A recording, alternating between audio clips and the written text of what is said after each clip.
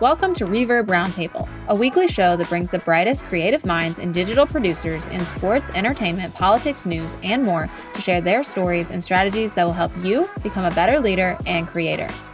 This podcast is hosted by Clark Campbell, the founder and CEO of Reverb Agency, an event media production company where the goal is always to make great events look great online. Today we are joined by Catherine Hilley, a social media manager currently working with clients like Blake Shelton and the Bee Gees through her work with Marbaloo Marketing in Nashville.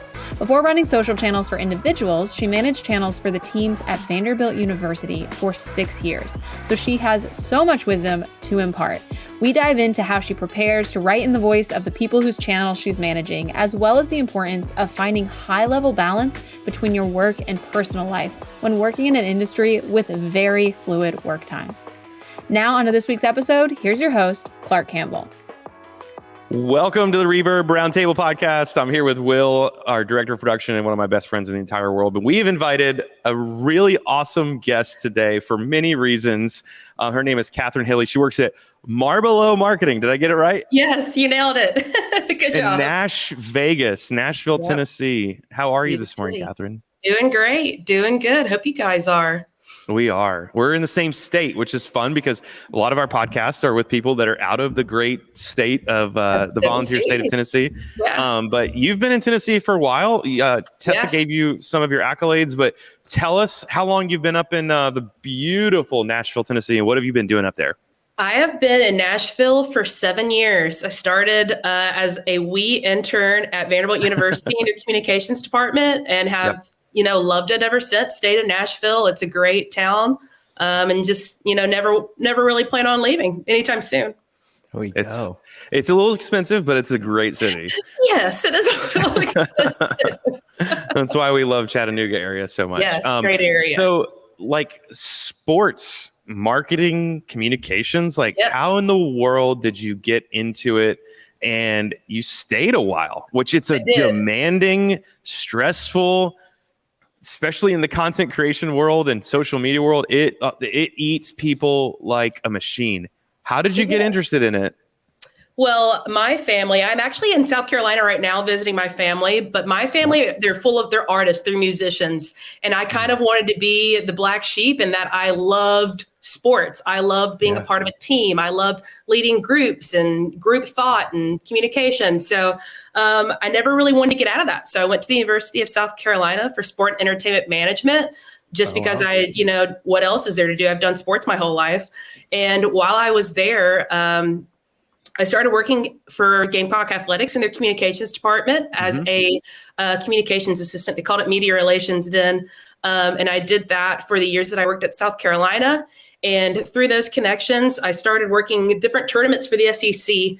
And in doing that, I made a ton of great connections. And that's what led me to Vanderbilt. I graduated early from South Carolina, and there was an internship waiting for me at Vanderbilt as a SID, which stands for Sports Information Director. They're the folks that do all the stats and behind the scenes info that help out a lot of people.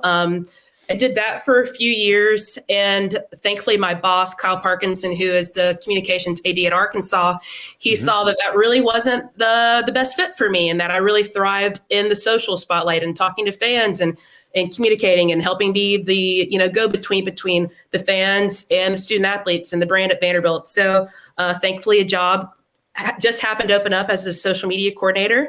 I did that for 4 years, and then I was promoted to assistant director of creative media at Vanderbilt, and have been in social ever since. And I love it, and love taking care of brands and educating people. And a little bit about me. That's amazing.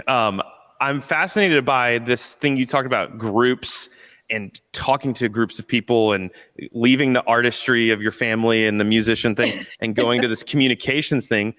Tell me a little bit more about what's the philosophical pull that you have getting into this? Because again, sometimes people look at social media people and they're like, oh, that's what the interns do. But you sound like you have a passion, purpose in there about communicating with people. What is your philosophy of that? I mean, especially working in sports for so long, and especially college athletics, you really feel like you're in social media in particular all of the departments in athletics do this, but you really feel like you're making an impact on a student athlete, making an impact on their story and also their future and how you tell their story. And especially with name, image, likeness and all that coming up, it's going to become very apparent, the work that we put in or they put in for student athletes. But it's just, I want people to know the behind the scenes. I want people to know what these kids or these brands are actually like and be authentic. And that's something that I have a passion for is, authenticity and giving people a voice who may not necessarily have one. So yeah, that's kind of where it all spurred from. So you recently obviously transitioned into your new job at Marlboro. What does that transition really look like for you in regards to the day-to-day work that you're doing? Obviously, you worked on a lot of these brands within college athletics, and then I'm assuming Marlboro is a little bit of a shift for you. It is. Well, and that's actually one of the similarities is you go from doing social for small tennis teams to large entities like the Vandy Boys, if you're familiar with baseball. It's kind of familiar from going from, Vanderbilt's tennis teams are great. Nothing. But I'm trying to compare it to like an indie artist compared to your legendary artist that you may have on your particular roster, which is what we call it. We all have rosters, and your day-to-day workload is kind of similar. You've got to take care of the day-to-day for the small artists, but you've also got to have time to think of huge, large ideas for these huge, large artists and something that's unique and something that's thought-provoking and something that really tells the story of the person that you're in charge of branding and you're in charge of being the voice of, which is can be a daunting task, but day-to-day wise, it's really just about listening. It's about paying attention to management. It's about really doing your research, which I think was the number one thing that I had behind me in both sports at Vanderbilt in South Carolina, where I went to school, and at Marlboro, is doing your education and learning about the people and the brands you're actually representing. That's probably the key part. And the thing that I do the most is just learning from their fans, learning from the artists themselves. That's fantastic. So I know you guys work with a bunch of big brands. I think you're under an NDA with some of them. Is there any of the big brands? Is there any big brands that you can talk about or say that, we work for X person? Build us some authority here with what you do at Name Blake drop. Shelton is one of my clients. I work for Blake Shelton. Awesome. I just got the Bee Gees a few weeks ago, which I have had a great time working on them. I really enjoy that. Kenny G, I work with. I was a saxophone major in college, so that's really exciting. And a few indie artists, but it's been great, and it's just, as you can tell from what my roster is, they're very different people and very different brands. Thankfully, management plays a large hand in some of our artists and really help out as far as what the day-to-day is for them and what they've got coming up. So that's very helpful, but it's a lot of fun, and they make work a very creative and enjoyable place. So in the process of transitioning to Marlboro, obviously you're doing a lot of the same things from a technical standpoint. You're still managing these channels, but the clientele is obviously so vastly different. I'm sure there's so many things that have been a learning curve in the process of that transition. Have there been any wild stories of big, scary moments, but mess ups that you had to figure out how to creatively recover from, or something that was just, radically different from your past experience within sports? It's mostly nothing that I really messed up, but it was mostly just learning the jargon and knowing what everything means and learning the new industry lingo. I was so used to knowing all the lingo for sports, and it's just a very different language. So it was a lot of me, which being 27 and work and switching industries, I really didn't like asking a lot of questions. I liked being the person who knew everything. But you have to put your pride behind you and say, what does this mean? Or what is this? What's actually happening? Or what is an artist release? What's an album release? I didn't know. I just enjoyed it as a consumer, and you don't know the work that actually goes into that. And it's a lot of work. A lot of work. Yeah, I can only imagine. You've been at this role probably, I think, a little less than a year, if I remember correctly. Yep. So this is a big picture thing, but maybe you can find a story or two to articulate it. You went from managing 20 athletes on the Vandy Boys, for example. There were 20 personalities, however many they were on the team, I don't remember. Like a group of personalities. which made up a brand, right? Yeah. The group of people made up a brand. Right. Now you come over to Nashville on music, on the entertainment side, and it's just maybe one person and a brand, but there's probably almost as many complexities. Or is it way easier and you're way happier? Like, tell me about that struggle between a bunch of people in a brand and one person in a brand. I would say it's more challenging with working in the music industry and having one person, because, you know, when you work in sports, you have so many different personalities, you have so many different stories, ideas and passions and stories. And, you know, while our artists are very complex people and we enjoy their stories, it's also a little harder to get to know their stories, only because they are private people and they do want to keep things to themselves. And it's hard because I'm not with them. I was on the road with Vandy football, Vandy basketball, Vandy baseball, every game. I don't know. I don't know these people. I know them because I've done my research, but I can't just ask them their ideas on X, Y, Z and have a better gauge of how to market this person or market this brand. That's fascinating. So I would say it definitely has its challenges. Whenever you're running channels, obviously you're always trying to figure out what the brand voice is. And when you're doing that, sometimes, you know, you hit home well, sometimes it's a struggle to do that. I know for us, as we're coming in, we take over channels a lot of time during events. And so it can definitely be a challenge for us to where we're trying to figure out, we got to push things quickly. We got to push things in real time, but we also have to ensure that we're doing the brand justice and really maintaining the brand voice. And we can oftentimes do that by, you know, talking with the channel manager, the head manager before, and or kind of going backwards and looking at the history of the channel, and then, you know, comparing that with the website of the brand, and then talking to people within the brand. But something you just said that was super interesting to me, you don't actually get to talk to these people a lot. Like, you're not in conversation with them. And not only are you trying to really effectively represent their brand voice, you're trying to represent the brand voice of a human brand, not a team brand and entity brand. So I mean, even down to the way that person talks, I'm sure that has to like affect how you manage their platforms. So is there any tips and tricks you have for, these are the things that I do to try to really figure out a brand voice as I'm coming on with a new brand or a new client? Kind of like what you said, dig deep through the archives, read what's been put out before you.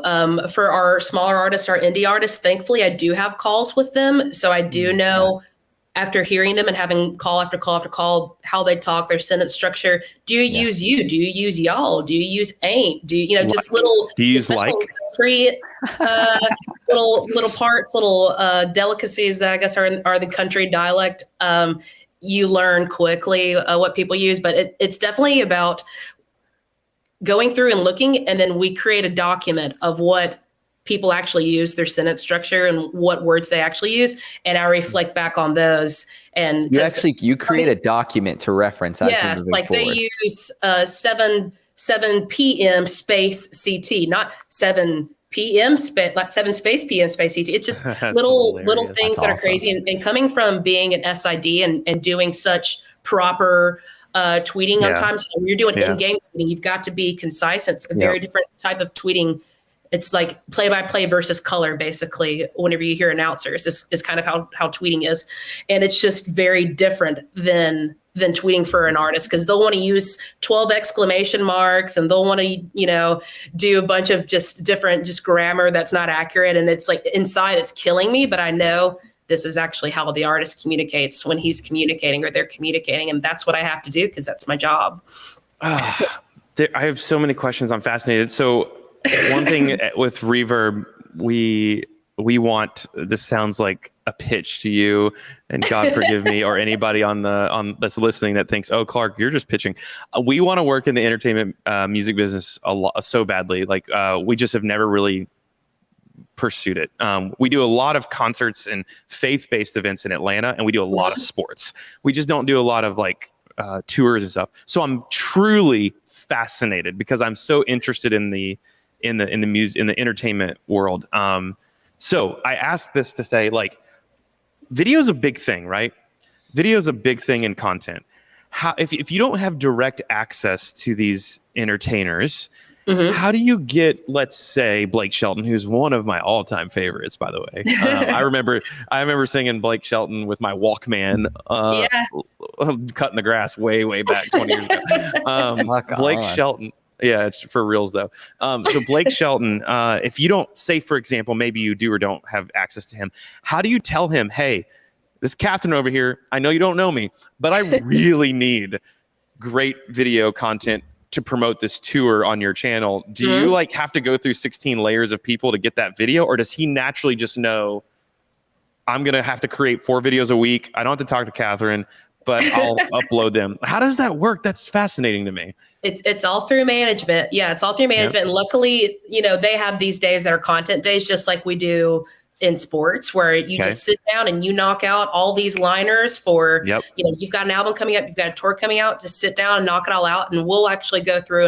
and we'll provide a script and say, because there's just so many different things that you don't think about. You've got to have Swipe Up, you've got to have Spotify, you got to have Pandora, you've got to have all your major DSPs, which is a term that I didn't know about until I got into music. And it's just having an open communication with management will save you a lot of time and a lot of heartache. But a lot of times they're management for a reason. They know what's going on. And luckily they know that we're going to have these asks coming. So nothing is a huge shock when it comes your way. I will say TikTok has been challenging for all of our artists because it is such a consumer facing, this is me, platform, and it's hard whenever you don't have access to your clients, or when your clients are just not, you don't have access, they're just so busy that they don't have time to just sit down and make a TikTok for themselves because they've got a million other projects going on. So you've got to get creative also when it comes to TikTok and when it comes to reels and platforms that really involve the artist.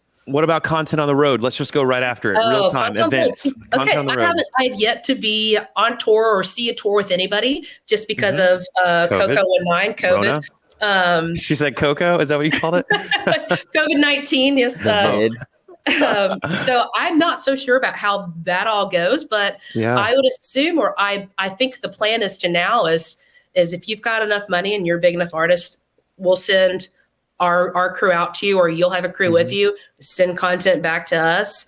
But that was truly kind of the bread and butter of what I love to do and what I was kind of not known for, but what I did well was live entertainment on socials. We would get tweeted at, Vanderbilt baseball would get tweeted all the time. Why is that blonde girl in the dugout always on her phone? Well, sir, she's doing her job, and she's the one looking at this, and she's getting you this end game. You've got Kumar Rocker beside you on Instagram. Why? Because I'm implanted in this dugout, and I'm trying my best to give you behind the scenes content. So when it comes to that kind of stuff, I'm not sure how it's going to go. I'm as excited as you are to get out of this and to learn about touring. And we've kind of started getting our foot in the door, or I have, as far as learning how that goes with a few of my clients actually releasing tour dates. So I know how that goes and getting all the back end and setting all that up. But as far as actual being on tour, I'm pretty excited to see how that happens and see how the magic happens and how we get content. I can't wait. I can't wait to watch this unfold with you. And I'm going to follow you, and you better put some great behind the scenes content out there. We'll make sure your Twitter handle and everything is in the show notes, because we can't wait to follow that journey. Will, I'm going to take another question here. So, Catherine, one thing we learned at the SEC and doing all of their real-time video content the last couple of years is the fans aren't the customer for the SEC. We've talked about this in the podcast before. The student athletes are the customers, if you will. And it's weird because at the end of the day, the fans kind of are a customer, but the SEC is existing to serve the student athletes in the schools. 100%. Do you have a similar push and pull with like management or venues or cities, or like, do you have multiple customers that you're battling? Like, who do I best serve with this content? I would say the consumer for the music industry, I would say the consumer wins typically. Just depends on, just like in sports, it just depends on what your end goal is. At any point, the SEC's got a very different end goal than, an Alabama ticket guy who's trying to get stuff out the door. He's worried about socials as a monetary standpoint, just like an artist is worried about tickets from a monetary standpoint, or a festival is worried about tickets from a monetary standpoint. But Yeah, it just changes with what project you're working on, and a lot of times the schedules that we create for the artist to post, it does have multiple. We've got to knock off this initiative and this initiative and this initiative, and it does look kind of crazy sometimes because you've got so many hats going and so many different initiatives. But it's our job to make it a cohesive unit and keep the branding similar and keep the target messaging similar, in that the artist feels like they're coming across genuine. They feel like they're not just hitting the consumer over the head with just tickets or just this is about me or just, I've got a new project coming up. But that's our job. That's our job as in social and digital is trying to keep everything on par. So you're trying to manage all of this huge balance and the type of content that you're putting out, which is super interesting. Obviously, you're trying to push people to obviously either concerts and tours when they're on the road, or to these, digital service providers as you're trying to keep cash flow going for the artists. And then in the balance of that, are you guys managing all of your creative that you're generating? Is it all happening internally? Are you managing contract work that's happening all the time? Is it a little bit of both, just because you need it when you need it? Sometimes teams work, right. Sometimes they don't.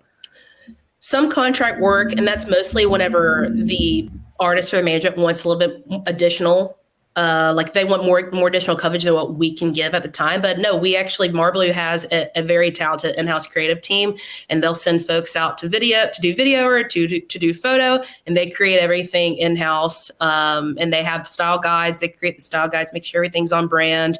And it's my job to put in the request. So if I know that we've got to put out, 3 teasers for Blake Shelton's new album next week, it's my job to make sure that that's all in and that they know exactly what we're looking for. But yeah, we have an in-house team that does all that. They do a great job in keeping everything cohesive and flowing and on time, which is huge. Yeah, that's a beast of a project in itself. In regards to you, like pushing all this content outbound, what are the tools that you use in order to do all that, to stay organized? Are you scheduling this content that automatically goes out? Are you posting it organically? What's your process? I've used a number of different. We used just different softwares is what we've used. We used Sprout at Vanderbilt. We used Heyorka here where I work now. I use the just native Facebook, native Twitter sometimes. It just kind of depends on where I'm at. If I've got something that needs to go out ASAP, then it's me manually, which is a lot of the times. For Twitter, for TikTok and Instagram and all that. Obviously, we don't have the scheduling software yet for a lot, so it's me manually doing it. But it's really just I set alarms on my phone. I know that this person needs to go out at 3:45 and this person needs to go out on Twitter and TikTok at 6 o'clock. And when my phone goes off, that's when I go to work. Speaking of, I just had a really great conversation this morning about being on and being off when it comes to this. How would you, 2 questions here. Number 1, how would you compare sports being on and being able to turn off at different times, like being able to separate yourself a little bit, distance yourself, to entertainment? I have a feeling I know the answer, but the first question is, what's the difference? And then the number 2 question is, what do you recommend as far as listeners and creators out there? Hey, use the Apple built-in features and turn your phone off at 10:30 and don't get any notifications. So what's the difference in sports and entertainment? And then what do you personally recommend for getting out? Personally, sorry, it's a tough question because that is such a hard topic in both industries is learning work-life balance. And for me, for sports, I did work more because I worked more weekends. Luckily, I have weekends where you're still, and that's the thing is people come into social and they think, oh, I get to have weekends off, and they consider working being posting something, and you cannot consider posting a few one-off posts as working. You can't. It's just going to be part of your job. So technically, I do work the weekends, but I'm not constantly on a flight, constantly somewhere else, never getting to see, my loved ones or my friends because I'm constantly bopping around the country with sports. So I would say that I did work more with sports throughout the day or throughout the entire week. I work longer days in entertainment, where in sports you can kind of make your schedule where it's like, well, I know that I'm going to be at, basketball until, 12:30 at night, making sure everything's up and all the videos are up and good to go. and then I'm going to come in at like 10:45 the next day. You kind of have that luxury in entertainment. When you're working with New York, you're working with LA, you've got to be ready and you got to be available all day long. And which is, it's tricky. It's pretty hard. I'll say that for me personally, with kind of coming from sports and coming from kind of how I left sports, it's super important now for me to find work-life balance because, to not get into too much of the weeds with how a lot of us left where my former employer, you just never know when your last day is going to come. And it makes you realize how important, how much you love your job, but two, how important it is to love your life outside of your job. Yeah, I've kind of recently realized that like my personal and my professional goals no longer intertwine like they used to. Like they used to just be me. I used to just be like, I've got to do this. I've got to do that. I've got to accomplish this by the time I'm this age. And it was just so personal that now that I'm older and I realize what truly matters inside me, they've kind of outdone themselves. So I do try to get off right at 6:30 or right at 7 when I can get off. I do try to, turn my phone off and enjoy life a little bit.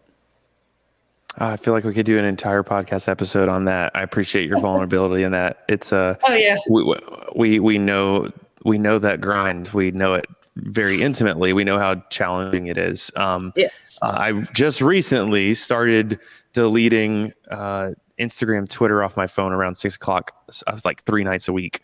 And then someone was like, why don't you just use the Apple feature where all those apps turn off at a certain time? And I was like, that's interesting.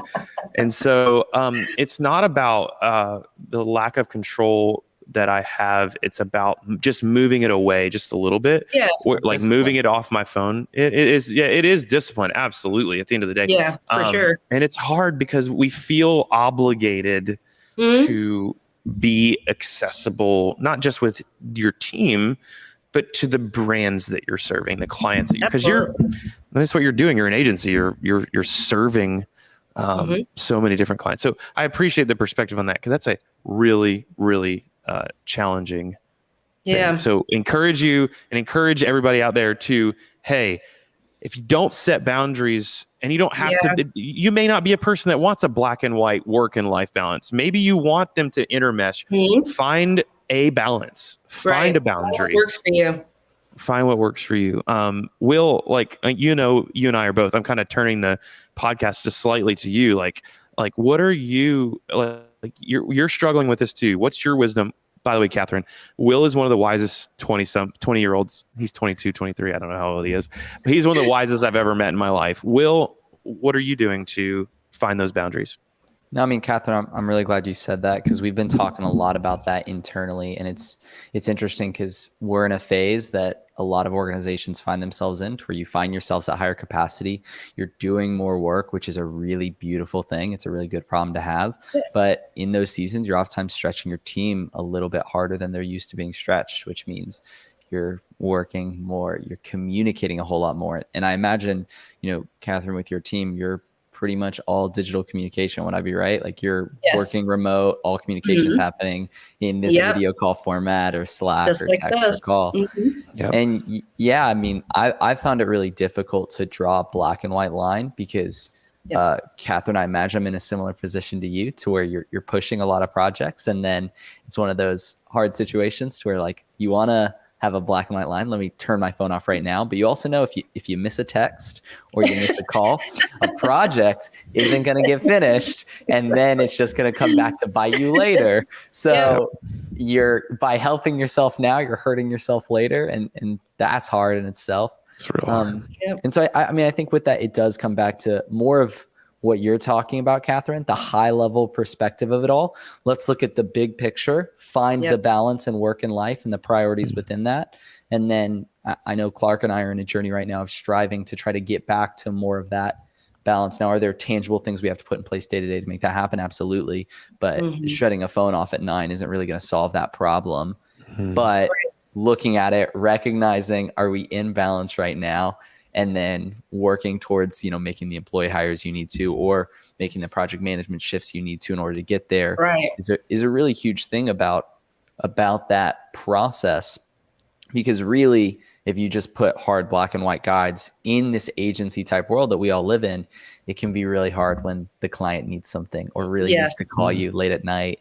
And you have to have boundaries, but those boundaries typically can't just be black and white, never crossing them, because it typically doesn't work with clients, right? Like No, it doesn't. But that's the thing, is it's just, luckily I've been lucky to where all my clients realize that I'm human also. And that, I've got things that I've got to do, and, I've got to go grocery shopping. I've got to be a normal human being and find time to do all those things. So I haven't had too much issues with that.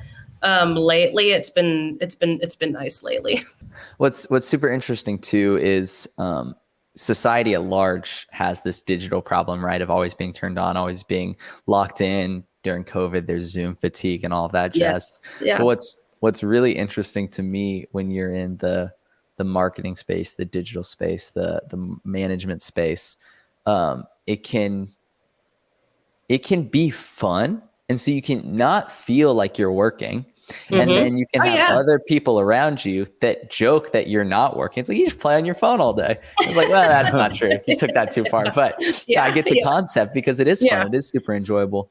And so one of the things I've noticed about that push and pull and that give and take is that the enjoyable, like the such enjoyable aspect of it can make it hard for you to see the cues. Right. Need a pause. Need to take a step back. You have to be very intentional about recognizing those cues, because it's easy to blow past them because it is enjoyable. You are doing something you love. You are doing something that you feel like has great purpose. You're helping people. You're serving, like Clark was saying. 100% agree. So let's aim towards landing the plane here. So it's basically two parts. One is, what should people stop doing? What should people start doing? So you look out across Twitter, you scroll Twitter, you look at sports or entertainment, and you're like, oh my gosh, like, please stop doing this. Like, please, this is so ineffective or so annoying. Like the other day, Willie Whitlaw from the New England Revolution, he was like, stop screenshotting tweets and posting them on Instagram, and I died laughing because I was like, "Whoops, I did that recently." I died laughing because we were doing that for a client right now. I was like, "Man, I thought that design looked pretty good."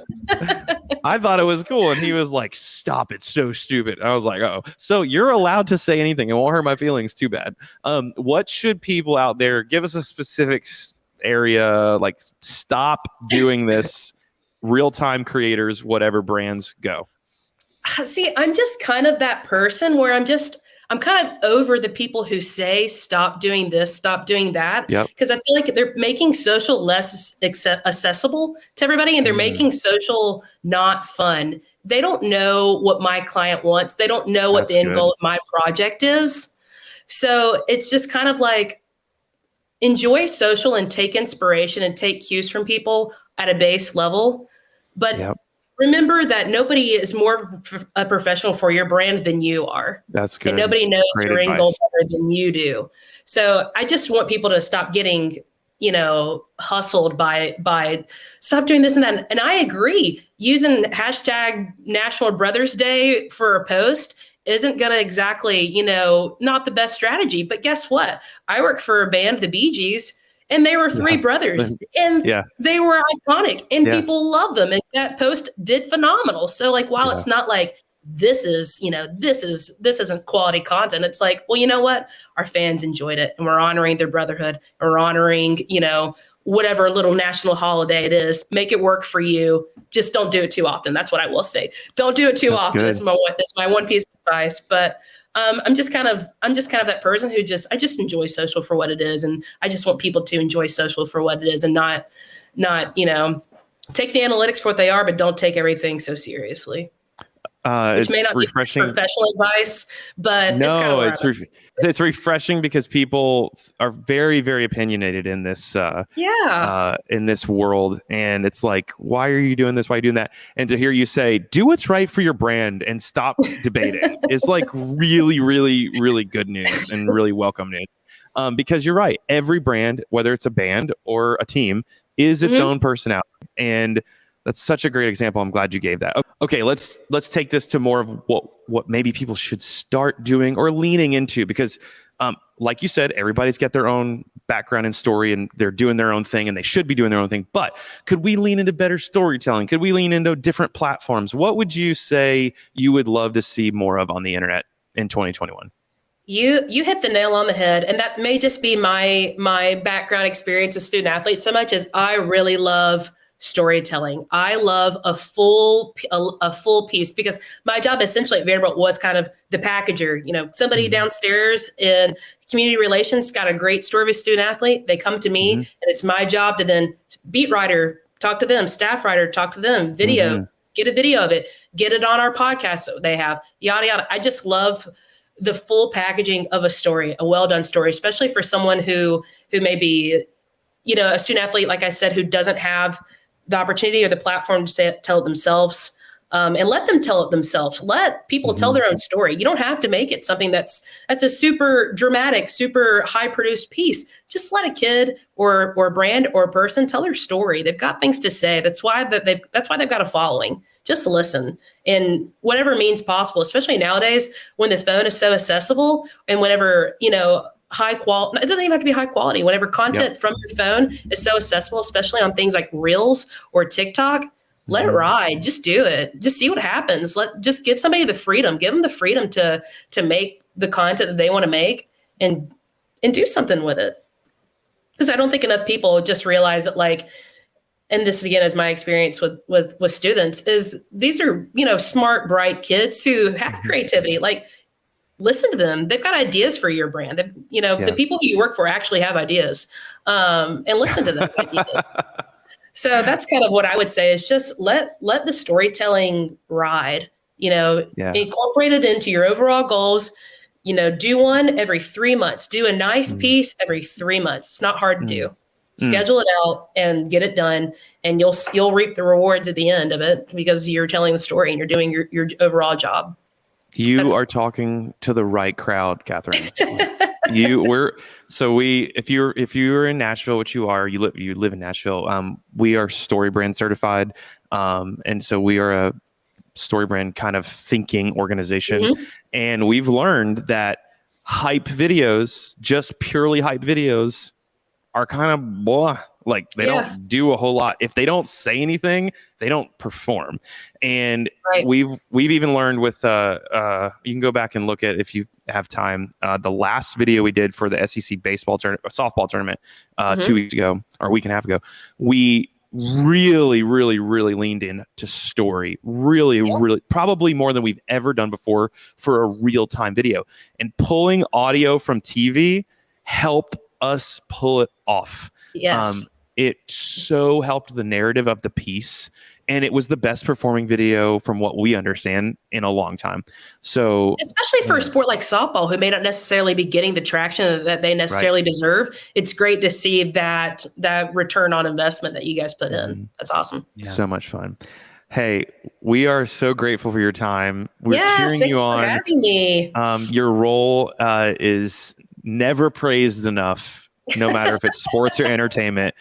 And no, Mom, she's not just playing around on her phone. No. She is a professional that's communicating at a very high level, probably at a higher level than most other communications professionals out there. We're not going to compare, though. We're not going to compare. Thank you for your time, Catherine. Hopefully we can cross paths with you sometime. Yes. We'll keep following you. We appreciate you so much. Okay. Thanks for listening to the Reverb Roundtable here from sunny Southeast Tennessee with Catherine, sort of in Nashville today.